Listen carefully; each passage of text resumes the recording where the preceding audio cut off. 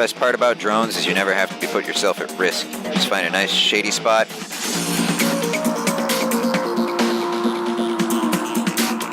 Open the door.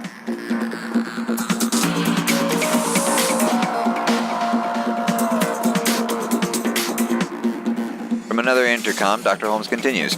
Someone once told me that I was a broken thing, but he also said I could remake myself. He wanted to break me down so I could put myself back together again, and I did, but only after I broke him. I could remake you as well. What wonderfully twisted thoughts must churn into minds such as yours, but I'm more inclined to use you for parts. Aren't you an asshole?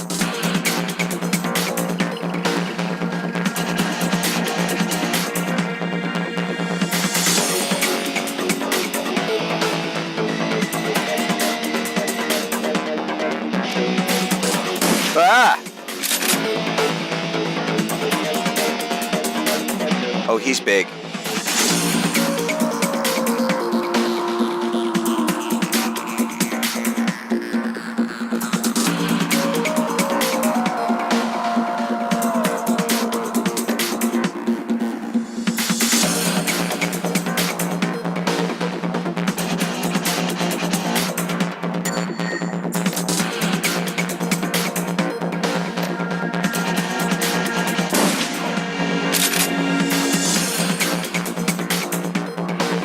And look at that, he is stunned.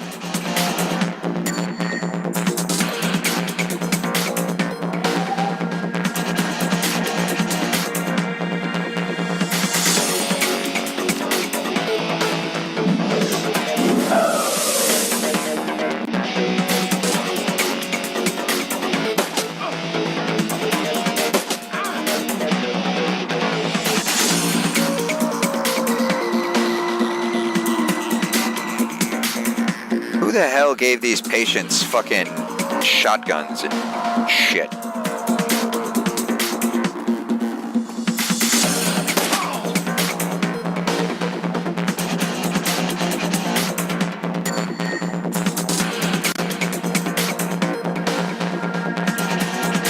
Check in here, see if there's anything notable. There is not.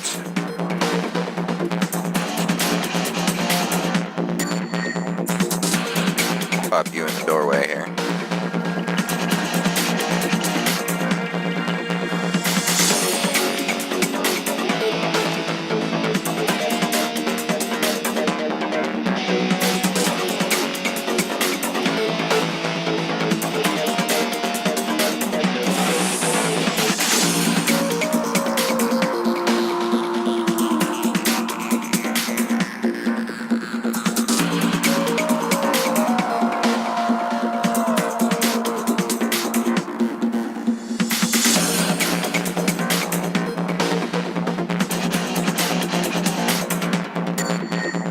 Get everybody inside.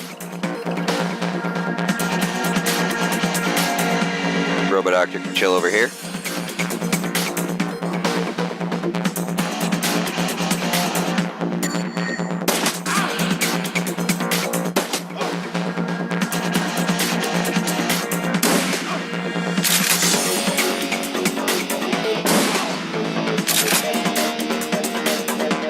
He went down like a bitch.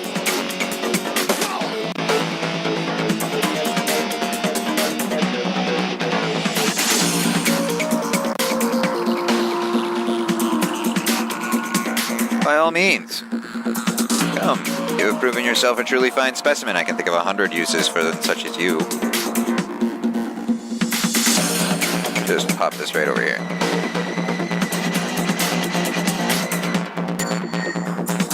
Alright, so we've got a scene change, and that's a problem.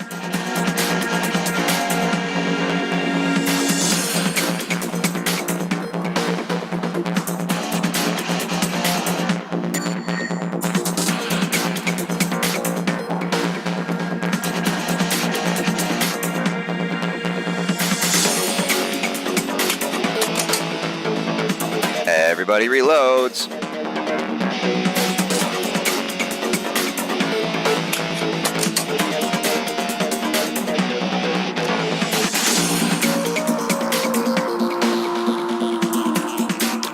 The Trivid player holds a collection of personal diaries. Some of the files are missing.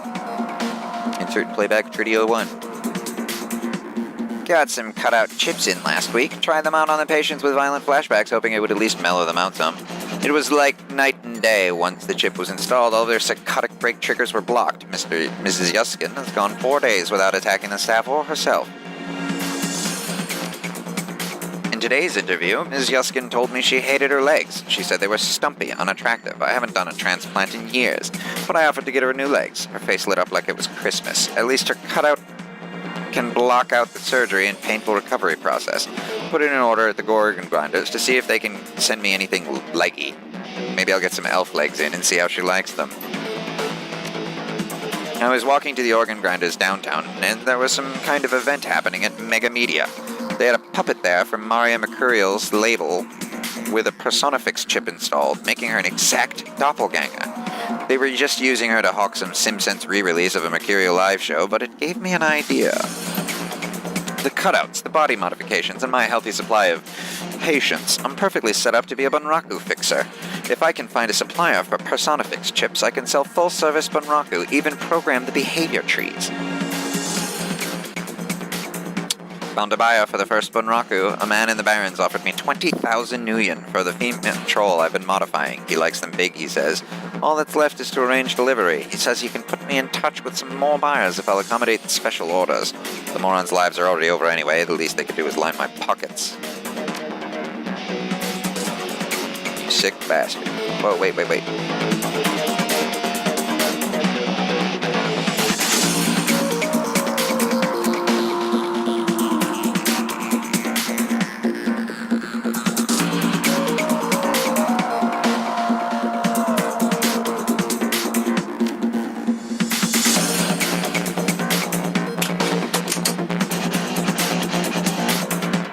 Find another Trivid here? Or is this just going to bring me back to the main screen? Alright. Alright, so let's see if we've encountered a major bug. Ah, no we didn't. We can just do that.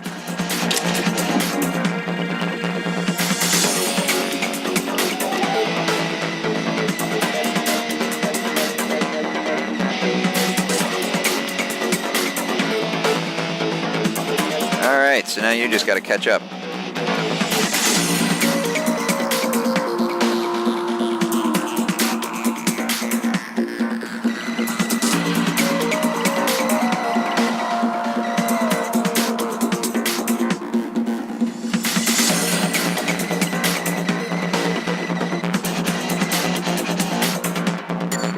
The best part is you never have to do anything. You can just chill back while your little droids do the work. Before you is a medical lab turned torture chamber. The smell of old blood and decayed flesh permeates the room. Gory stains speak of the body's fluids spilled without regard for well-being or hygiene.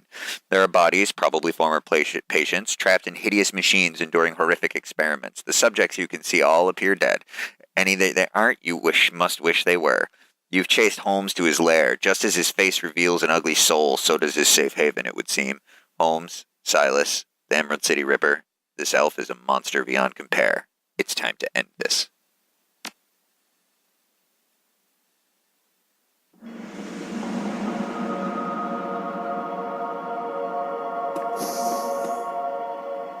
Another intercom crackles at your elbow. One solid blow would offer a few moments of blessed silence, but this is also a rare chance to get a word in on the good doctor, who greets you with more of his chittering laughter. You are a persistent one, a fine specimen indeed. How much longer are you going to hide, Doc? Hide? Nothing of the sort. I'm simply an observation, and what I have next in store should prove most illuminating. Pitezel, subdue them. Alright, well, let's get Asmo in here. Oh, sweet Jesus, what the hell is that thing?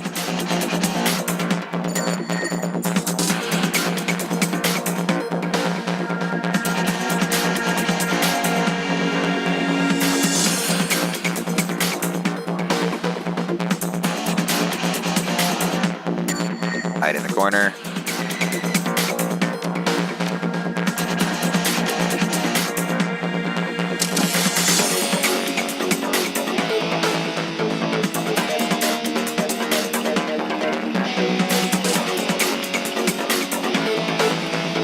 Oh god, and it's fast. Oh god.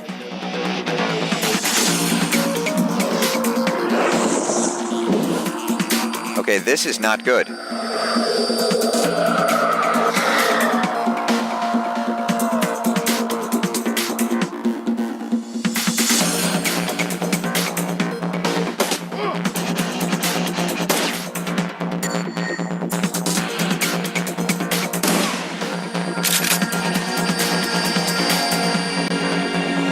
That mage has got to go.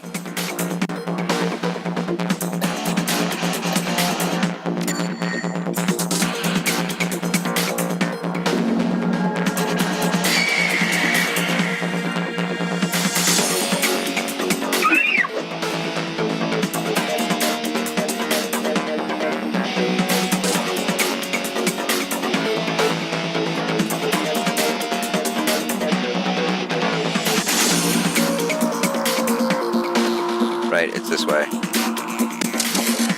This is going to be totally necessary. Pot, pot, pot, pot, pot, pot, pot, pot, pot, pot, pot, pot, pot, pot, pot, pot.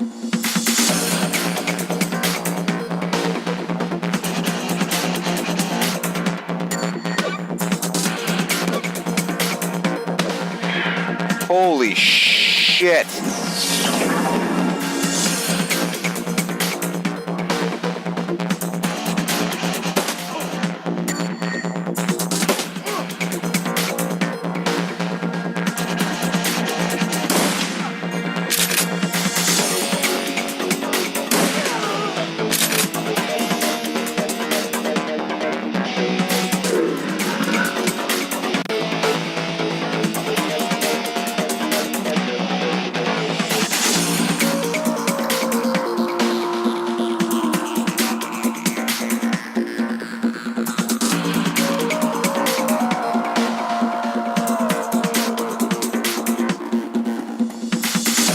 I just brought forth the pestilence demon.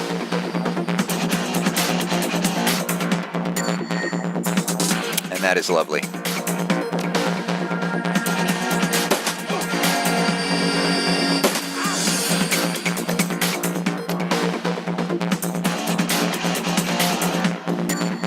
Don't kill it.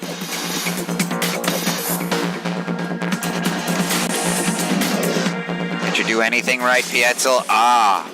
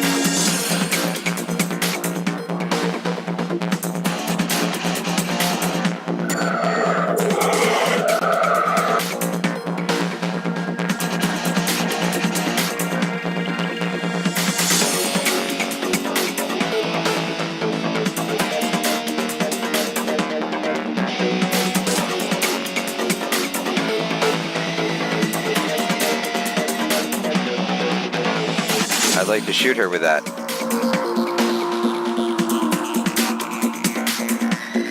How do I launch the mortar?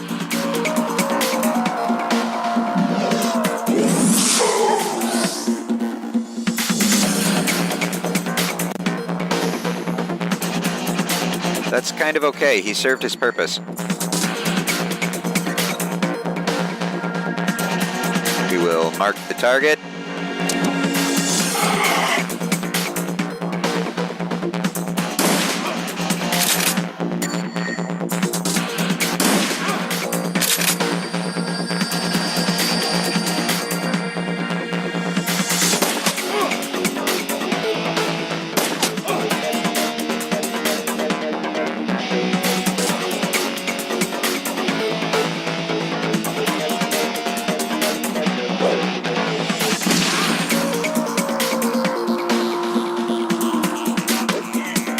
Oh, he's not a friend anymore.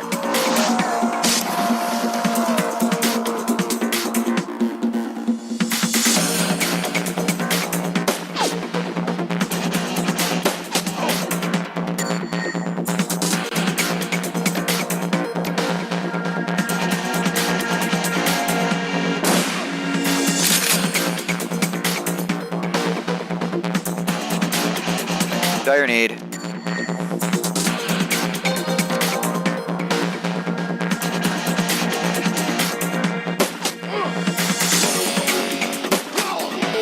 Oh fuck, we caught it.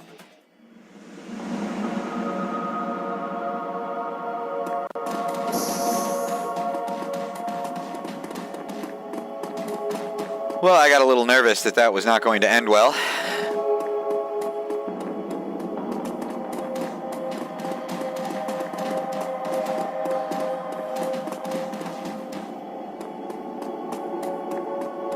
You got for me, Doc? Holmes drops to the ground, the light in his eyes fading fast, but something keeps the shriveled husk of his soul stuck into its mortal coal for a few moments more. This place of broken things, I remake them. She asked me to remake her. He manages one more laugh, his glazed eyes rolling toward a workbench across the way.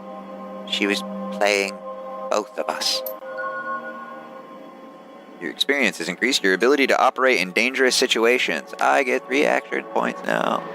Then with a final whimper, the Emerald City Ripper finally breathes his last.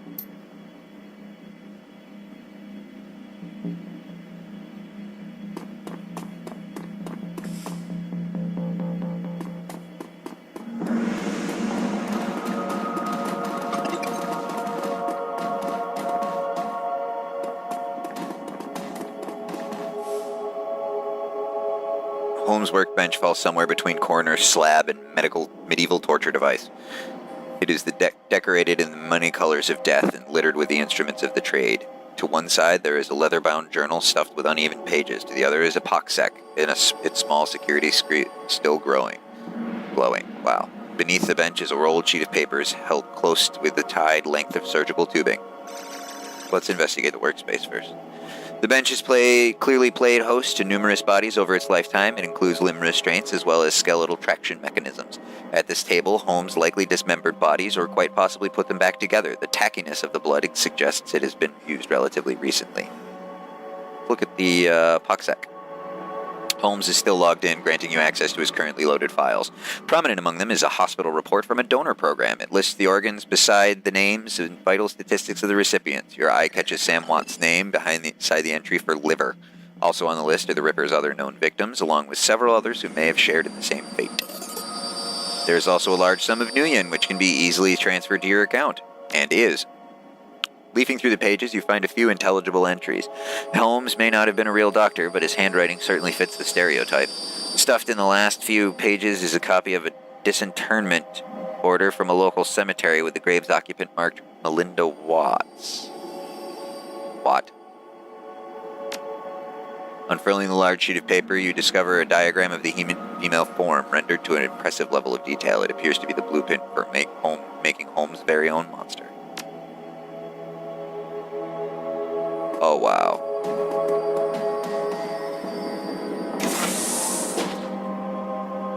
Is there anything else here? No, it's just the workbench again.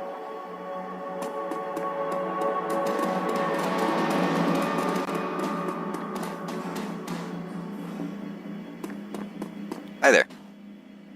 His chip slot is still fresh, the open wound pink and wet and lurid. His voice drips innuendo, but his eyes say nobody's home. Well, hello there. Did you come to play? Just want to know what's going on? Forget him. I'll tell you everything you want. I'll do anything you want. I'll be your little playmate. By her name. She's assembled in a standard config. Face of a schoolgirl, body of a stripper. You'd need some thick beer goggles to miss the work she's had done. The puppet stares blankly at you.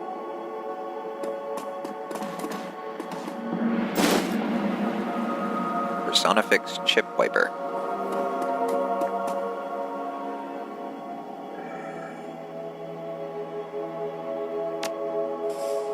His eyes focus and his hand raises slowly to touch his head wound. The fingers come away wet and sticky. Panic twitches at the corner of his mouth as he surveys the room. First you, then the girl, then down to his own body, which is no longer his.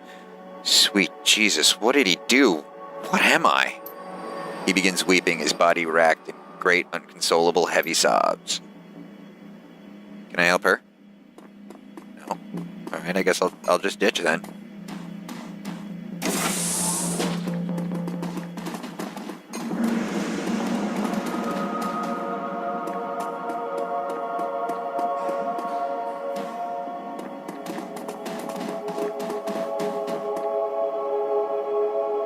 As you approach the exit, you realize that Shannon lingers quite a few steps behind. Looking back, you see she is half-turned, looking pensively towards the horror show Holmes' lab. Finally feeling your eyes on her, she faces you and raises her head in a proud, almost defiant manner. We have done much good here tonight. We have removed 2 vile creatures from this world, and so ended a growing shadow they cast upon the city. Our paths crossed and joined, and we did this thing together, but now here our paths must divide. You saw what I saw. This isn't over. No, it won't be over for some time to come. A distant cry of pain echoes down from somewhere above, and the young shaman pauses to listen to the tortured sound. There is still more work to be done for both of us, but what must be done differs for each of us. I came here to find justice for my brother, and that has been done. His spirit can now find rest, but there are other victims of the Ripper, both alive and dead, who still struggle to be at peace. Many of them are here in this place, filling these halls with your torment. I cannot leave them behind. But the spirits have something else in store for you, a different path. You must finish what you've begun. You must confront the first evil that fostered the one we have just ended.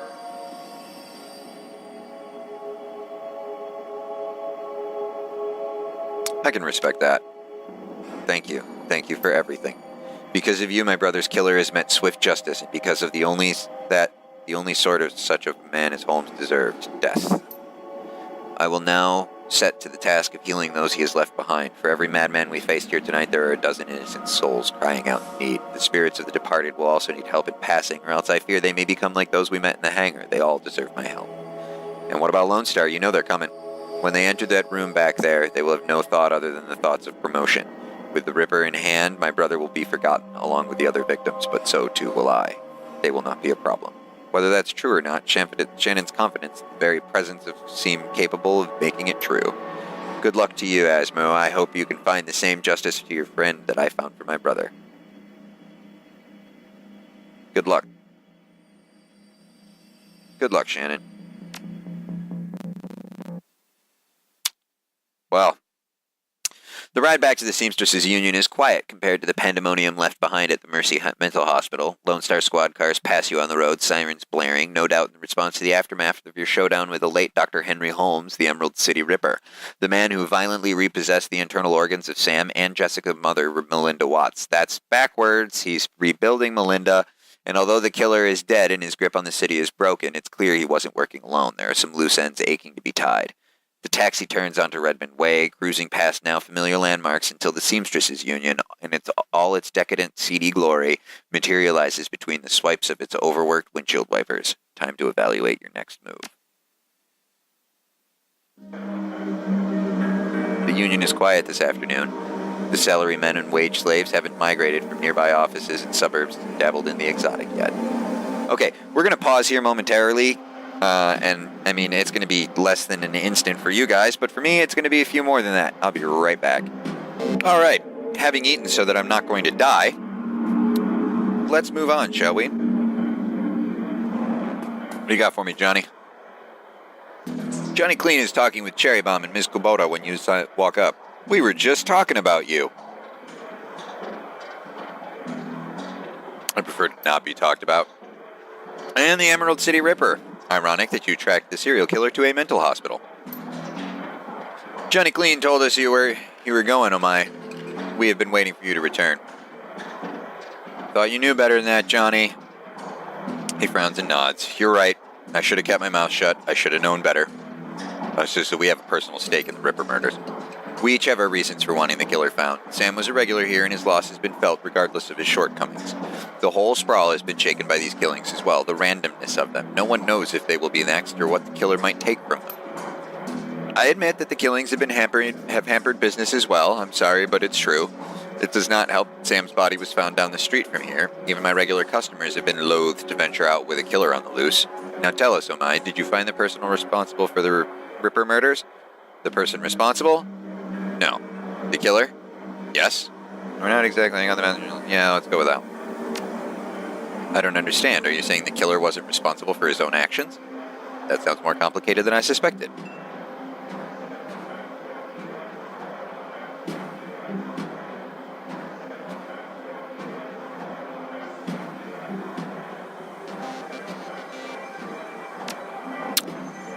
The three are silent as the news sinks in. So Sam had an organ transplanted from his mother, and then the Ripper killed Sam and all those other people just to reassemble Sam's mother? Yeah, that's about the size of it. I sense a cause and effect in this. Coyote and Jake Armitage just left here to attend Sam's funeral. I am told that there will be a reinterment ceremony for his mother as well. His sister invited me to the funeral when I met her there.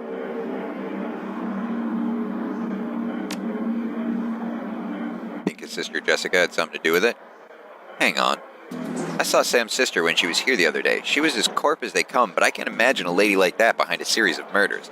There's got to be something else going on. It is clear that you must go to this funeral and talk with Jessica. Yeah, of course it is. I also need to repay my respects to Sam. She raises her hand. Conversation stops. Wait, before you go, there is another thing that you did not tell us. Where's the Emerald City Ripper now? I think you know where. Hi. That is good.